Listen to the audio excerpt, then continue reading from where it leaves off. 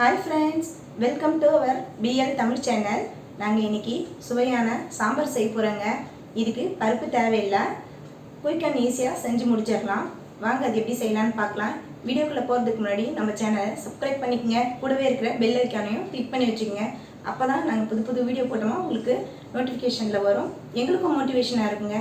வாங்க இதை எப்படி செய்யலான்னு பார்க்கலாம். அடுப்பு பற்ற வச்சுக்கிட்டு அடுப்பு மேலே ஒரு கடாய் வச்சுக்கிறேன். இதில் 4 ஸ்பூன் எண்ணெய் சேர்த்துக்கணும்.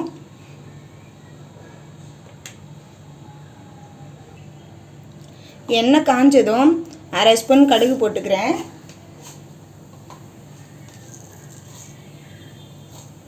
1/2 ஸ்பூன் சீரகம் போட்டுக்கிறேன்.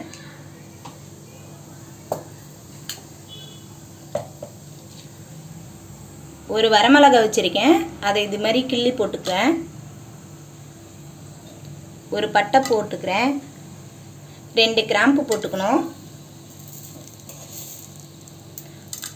1 டேபிள் ஸ்பூன் உளுந்து போட்டுக்கணும். உளுந்து இந்த அளவு நிறமாறினோடனே இது போல் கட் பண்ணி வச்சுருக்கேன் சின்னதாக ஒரு 2 வெங்காயம் வந்து சேர்த்துக்கிறேன். மீடியம் சைஸ் வெங்காயம் 2 சேர்த்துக்கிறேன்.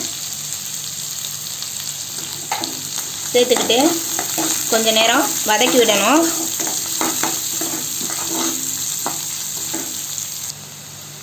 இந்த அளவு வதங்கின உடனே ஒரு பச்சை மிளகாய் சேர்த்துக்கலாம். இது கூட 1/2 ஸ்பூன் இஞ்சி பூண்டு பேஸ்ட்டு சேர்த்துக்கிறேன். இப்போ கொஞ்சம் கறிவேப்பிலை சேர்த்துக்கிறேன். சேர்த்துக்கிட்டு 2 தக்காளி மீடியம் சைஸ் கட் பண்ணி வச்சுருக்கேன், அதையும் இது கூட சேர்த்துக்கணும்.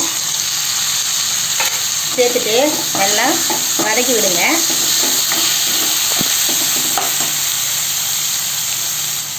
அரை ஸ்பூன் உப்பு சேர்த்துக்கணும்.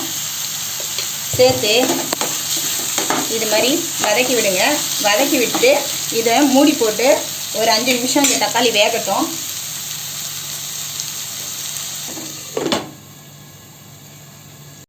இந்த அளவு வதங்கின உடனே 1/4 ஸ்பூன் மஞ்சள் தூள் போட்டுக்கணும்.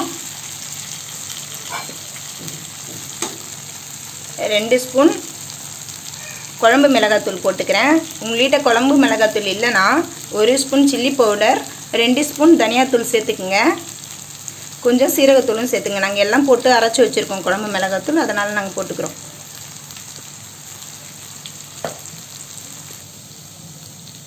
போட்டு இந்த அளவுக்கு வதக்கிக்குங்க. 1 நிமிஷம் போல் வதக்கிட்டு இதுக்கு தேவையான தண்ணி ஊற்றிக்குங்க.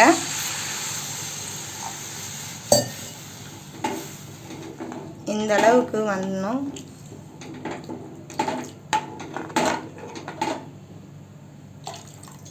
தண்ணி சேர்த்துக்கிட்டு இது கொதிக்கிட்டோம். ஒரு 10 நிமிஷம் போல் கொதிக்கிட்டோம். இதுக்கு அரைக்க வேண்டிய மசாலா பொருளை அரைச்சிக்கலாம். 3 ஸ்பூன் பொட்டுக்கடலை எடுத்துருக்கேன். 1/2 ஸ்பூன் சோம்பு எடுத்துக்கிறேன். இதை மிக்சியில் போட்டு கொஞ்சம் தண்ணி விட்டு அரைச்சி எடுத்துக்கலாம். 10 நிமிஷம் இது போல் கொதிச்சிடுச்சு. இந்த அளவு வந்த உடனே இப்போது அரைச்சி வச்ச கடலை சோம்பு இது கூட சேர்த்துக்கலாம். சேர்த்துட்டு அடுப்பியை மீடியமாக வைங்க. இது மாதிரி கலந்து விட்டுக்குங்க. கலந்து விட்டுட்டு இது ஒரு 5 நிமிஷம் போல் கொதிக்கட்டும். இந்த அளவு கொதித்து வந்த உடனே இது கூட இன்னும் ஒரு 1/2 ஸ்பூன் சால்ட்டு சேர்த்துக்கலாம்.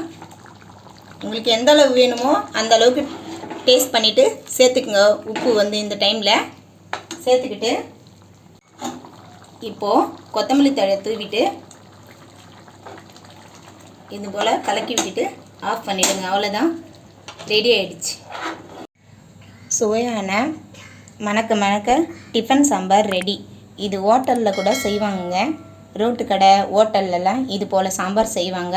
நீங்களும் இது போல் செஞ்சு பார்த்துட்டு உங்களுக்கு பிடிச்சிருந்தா லைக் பண்ணுங்கள், ஷேர் பண்ணுங்கள், கமெண்ட் பண்ணுங்கள், சப்ஸ்கிரைப் பண்ணுங்கள்.